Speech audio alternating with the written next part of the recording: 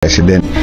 Well, unang tanong ko lang po yung pong lumabas na latest survey sa senatorial, nag-number 1 po kayo.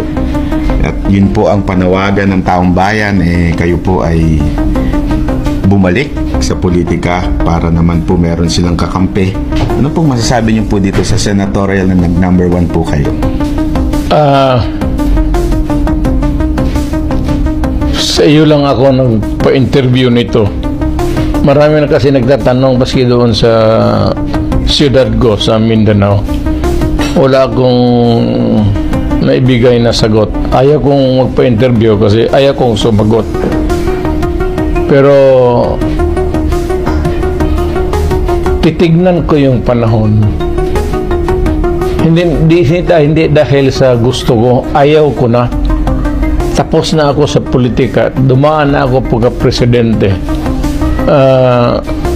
Wala nang ano sa akin na meron pa akong ambisyon. Wala nang akong Kaya lang, kung sakali merong compelling reason na kailangan ang boses ko, pwede kasi magsalita ako sa civilian, but wala kang platform, not unlike a senator. Ang platform mo is that you're a government official, tapos from time to time you have to say something and also to participate in the lawmaking process sa Congress. Ang masagot ko sa iyo, prangka-prangka, kung may rason, if there is a compelling reason na kailangan akong lumabas uli at pumasok sa politika, hindi na politika dahil gusto kong politiko, kung kailangan yung boses ko para marinig, I have to say something that is that is for my country, whether it is really a negative or positive yung sinasabi ko against usually yan sa gobyerno talaga. Baka mapipilitan ako, tatakbo ako. So pag may kung may compelling reason lang, kung wala, ayaw ko na talaga kasi pagod na ako. So ayun mga boss, narinig na natin ang opinion ni Tatay Digong Duterte kung sakaling babalik ba siya sa gobyerno mga boss, no? Or tatakbo bilang senador. Kasi nga number 1 siya sa survey ng mga senators ngayong 2025 election mga boss, no? Kahit naman sa 2028 election pa ay talagang maugong na tatakbo itong si Tatay Digong bilang vice-presidente ng kanyang anak ni Sara Duterte mga boss, no?